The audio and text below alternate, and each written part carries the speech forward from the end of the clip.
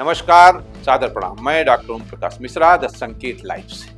Trump की जो जिद है वो हमें कहां ले जाएगी, भारत को कहां ले जाएगी और अमेरिका को कहां ले जाएगी, कितना नुकसान किसका होगा, इस पर आजकल बहुत लंबी बहस चल रही है। आजकल विश्व भर के मीडिया में अमेरिकी राष्ट्रपति डोनाल्ड ट्रंप के टैरिफ संबंधी फैसले की चर्चा है। ट्रंप की इस जिद के कारण दुनिया के कुछ देशों के शेयर बाजार धाराशाही होने की खबर, इंडिया में भी ऐसा हो चुका है और कुछ देशों को अमेरिका से व्यापार करने की राह में बाधाएं आने व आर्थिक नुकसान होने का डर।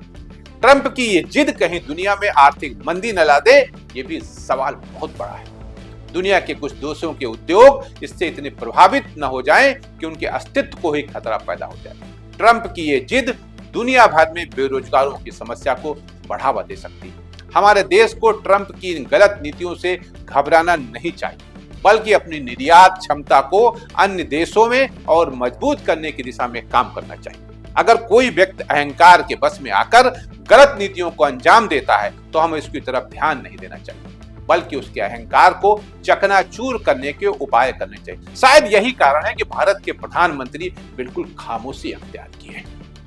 उन्होंने अब तक ट्रंप ने जो भी कदम उठाया, माय डियर फ्रेंड, उन्होंने कोई जवाब नहीं। अब चुप रहने का मतलब आप कुछ भी निकाल सकते हैं। ट्रंप अपने हितों को ध्यान में रखते हुए सीमा शुल्क बढ़ाने की जिद पर अटके, जिससे दुनिया के तमाम देशों को नुकसान हो रहा, यहां तक कि अमेरिका मित्र देशों को भी ऐसा है। ऐसे में सभी देशों को एकजुट होकर ट्रंप की गलत नीतियों का विरोध करना चाहिए।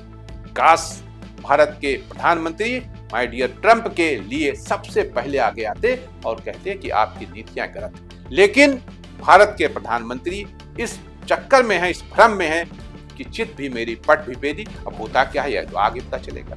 अमेरिकी राष्ट्रपति को एहसास दिलाना ही चाहिए कि विश्व व्यवस्था नीतियों के चलती है, जिसमें एक तरफा छेड़छाड़ को स्वीकार नहीं किया सकता।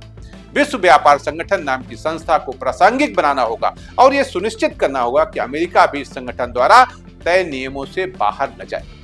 भारत को ट्रंप की नीतियों के बाद अतिरिक्त प्रयास करने होंगे। यहाँ के आर्थिक माहौल को सुधारने के लिए निजी निवेश से भी अधिक जरूरी है भारतीय उद्योगों की मजबूती। ये तभी हो सकता है जब भारत के व्यापार को दुनिया के दूसरे देशों तक पहुंचाने की राह आसान बनाई जाए। रही बात अमेरिकी नीति से पार पाने की, तो हमें अमेरिका के साथ किए जाने वाले व्यापार में यदि लागत अधिक लग रही है तो ऐसे देश तलाशने चाहिए जो उनको हम अमेरिका भेजे जाने वाले उत्पाद भेज सके और कारोबारी लाभ उठा सके।